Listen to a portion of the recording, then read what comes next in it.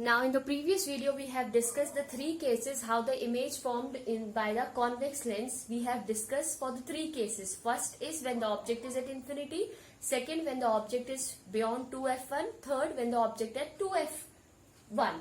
Okay. Now we are going to see when the object is kept between 2f1 and f. Okay, where the object is kept between 2f1 and f. I am closing or I am approaching closer to this. So when this is going to happen, so one ray come parallel to the principal axis.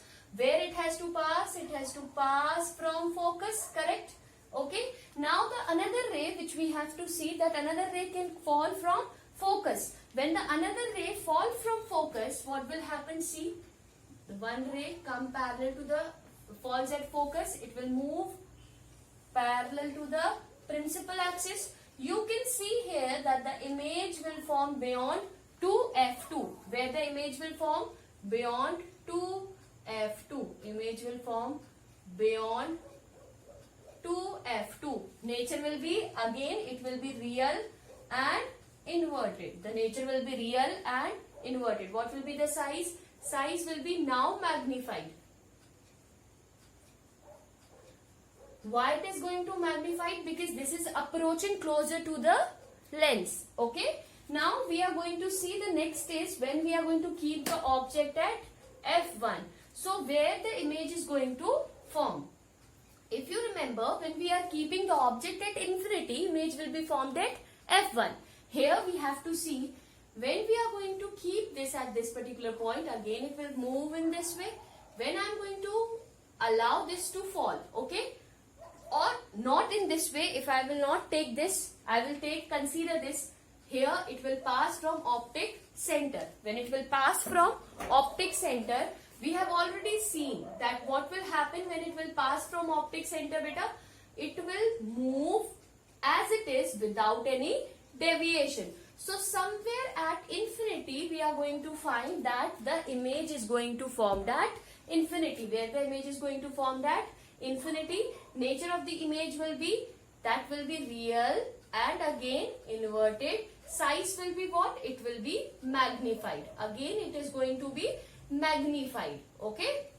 Now the last case we have to discuss. What is the last case? When the object is kept between f1 and o.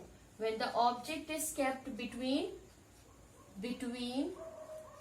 okay, f1 and o. When the object is kept between f1 and o. So one ray come parallel to this. Okay.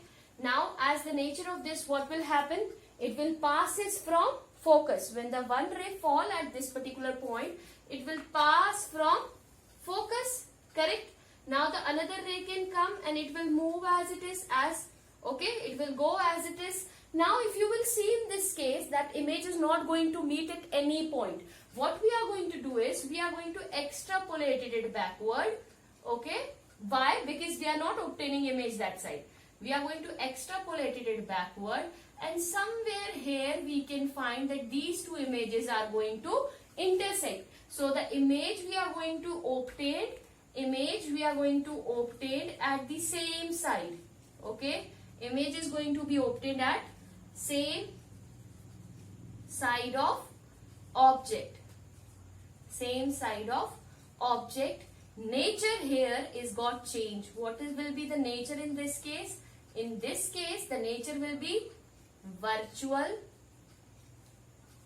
and erect. The nature will be virtual and erect. Okay. And what will be the size? Size will be magnified, because you are finding this. See, the object is this small and this will be magnified. Okay. So this is clear to you, that how the image is formed by a convex lens. Okay. So this way we are going to discuss, and we have seen that how the image is formed by a convex lens. Now we are going to summarize all these. In the next video I am going to summarize this, and then we are going forward with a concave lens. We are going to discuss only two cases, as this is the same problem as I already told you, that in the concave lens also we are going to see that only two positions we are going to get the image. So this is clear. So we have seen here when the object is kept between 2f1 and f1, image will be formed beyond 2f2 and the nature will be real, inverted and magnified. When the object is f1, image will be formed at infinity, the nature will be real, inverted and its size will be magnified. Here, when the object is between f1 and o, the image will be formed where? At the same side of it, and the nature will be virtual and erect. This is the special case you have to remember when it is kept between f1 and o. Same as in the case of concave mirror when the object is between p and f. So I hope this is clear to you. Thank you. In the next video we are going to summarize all this and then we are moving for the concave lens. Thank you.